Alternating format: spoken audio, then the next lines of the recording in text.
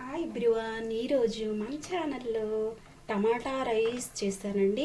విపరీతంగా మార్కెట్లోకి తక్కువలో టమాటా దిగిపోయినాయండి. చక్కగా మనము ఇలాంటి టైంలోనే టమాటా రైస్ చేసుకుంటే బాగుంటుందండి. మనకి నీట్గా చక్కగా ఎలా చేసుకుందామో చూద్దాం. టమాటా రైసు ఇప్పుడు మనము రెడీ చేసుకుందామండి. బాస్మతి రైసు ఒక గ్లాసు నేను తీసుకుంటున్నానండి. ఈ గ్లాసు మనము ముందుగా నానబెట్టుకుందాము ఒక అరగంట.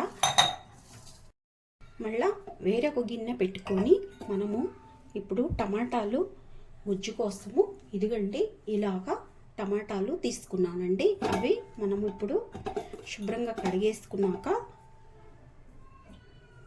కొంచెము వాటర్ పోసేసుకొని వాటిల్లోకి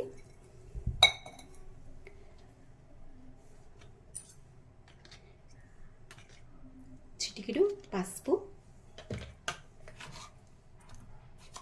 చిటికెడు సాల్ట్ వేసి వీటిని మనము ఉడకబెట్టుకుందామండి.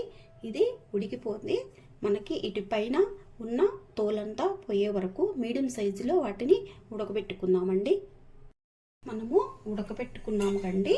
దాన్ని మనము ఇలాగా చక్కగా ఇదంతా తీసేసి ఈ పైన తోలంతా తీసేసి దాన్ని మిక్సీలో వేసి గుజ్జులాగా గుజ్జులాగా దాన్ని చేసుకోవాలండి. ఇదిగోండి ఇట్లా చక్కగా మిక్సీలో ఇలా వేసుకొని అదే విధంగా అన్నీ చక్కగా చేసుకోవాలండి. మనము ఉడకబెట్టి తోలు తీసాము కండి టమాటా, అది ఇలాగా మిక్సీలో వేసి గుజ్జుని మనం ఇలాగా పట్టుకోవాలి. ఇట్లాగా మెత్తగా గుజ్జు మనం రెడీ చేసుకొని పక్కన పెట్టుకోవాలండి. ఇప్పుడు స్టవ్ వెలిగించేసి ప్యాన్ పెట్టేసి మనము కళాయిలో కొంచెము ఆయిల్ వేసుకోవాలండి. ఆయిల్ వేసుకున్నాక అదే ప్యాన్లో కొంచెము నెయ్యి వేసుకోవాలండి.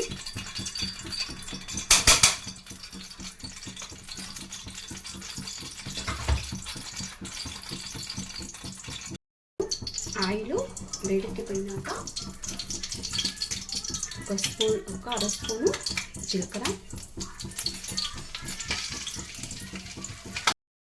ఇదిగోండి పలావాకు, గరం మసాలా మొత్తం వేసుకున్నాము. చెక్క, అనాస పువ్వు, 4 యాలకులు ఇవన్నీ వేసుకొని మనము వేయించుకోవాలండి.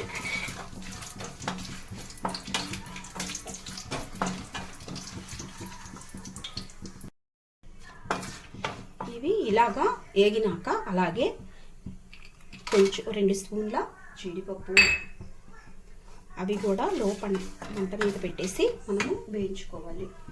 4 ఇలాగా చీల్చి పెట్టుకున్న పచ్చిమిర్చి,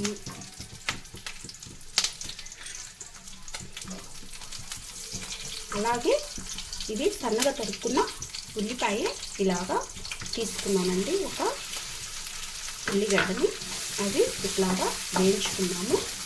ఇది బాగా బ్రౌన్ కలర్ వచ్చే వరకు చిన్న మంట మీద వేయించుకోవాలి. బ్రౌన్ కలర్ వచ్చే వరకు ఇలాగా వేగిపోయి, అలాగే కొంచెము కరివేపాకు 2 రెమ్మలు అవి కూడా వేయించుకున్నాము. అలాగే ఫ్రెష్గా దంచుకున్న అల్లము, చిన్నులపాయ పేస్టు అవి కూడా కొంచెం పచ్చివాసన పోయేంత వరకు మనము వాటిని కూడా ఇట్లాగా లో ఫ్లేమ్లో వేయించుకున్నాము.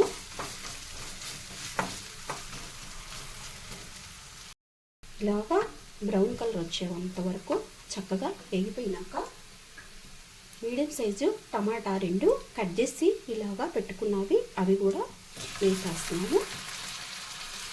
అవి ఇష్టం లేకపోతే మనము ఇందాక టమాటా గుజ్జు చేసుకున్నాము, వాటిల్లో ఇంకొక ఎక్స్ట్రా వేసేసి గుజ్జు తయారు చేసుకోవచ్చు. వీటిని ఇలాగా కొంచెం మెత్తబడ్డాక కొంచెము సగం మీద మగ్గబెడదాము మూత పెట్టేసేసి.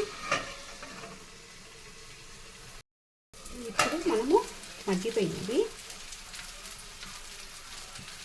మనం ఇప్పుడు ఇందాక టమాటా గుజ్జు తీసుకున్నాముగా అది వేసేసి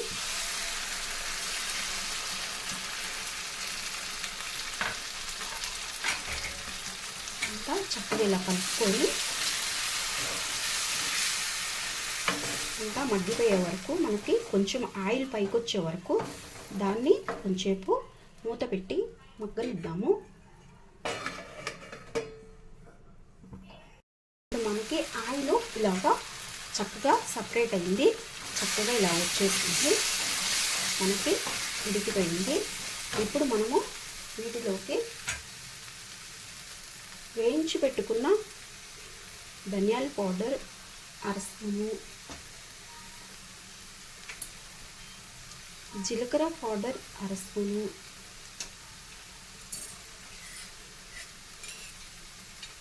ఒక స్పూను కారము,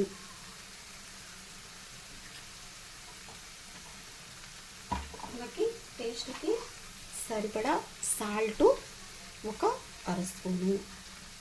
వీటన్నిటిని మనము ఇట్లాగా కలుపుకొని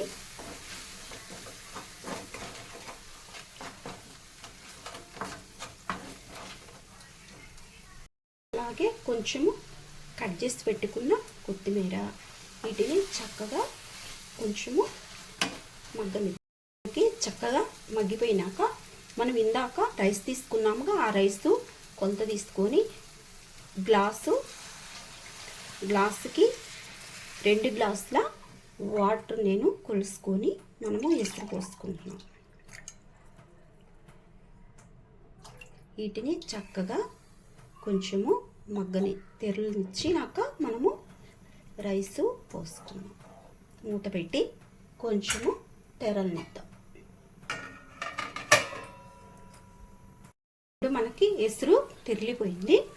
ఇప్పుడు మనము ఇందాక తీసుకున్నాముగా రైసు, బాస్మతి రైసు అరగంట ముందు నానబెట్టుకున్నాము, అవి ఈ ఎసురులో వేసేసుకున్నాం.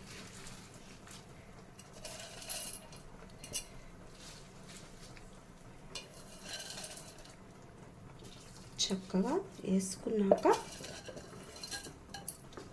కొంచెంసేపు మగ్గనిస్తే ఉడికిపోయింది. ఇలాగా తిప్పుకొని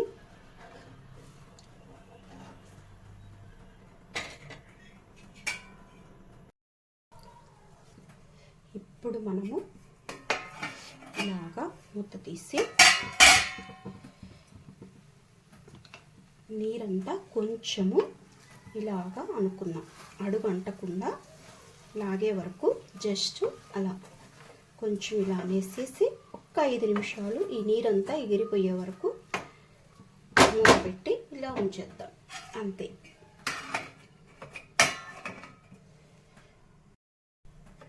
ఇప్పుడు మనకి అంతా నీరంతా ఎగిరిపోయి చక్కగా అయిపోయింది టమాటా రైస్. మనము ఇంకా స్టవ్ ఆఫ్ చేసేసి తీసేసి దించేద్దాము.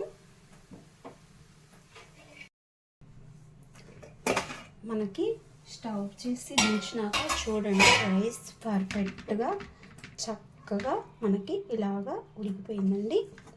చూడండి, చక్కగా పర్ఫెక్ట్గా నీట్గా అవ్విందండి.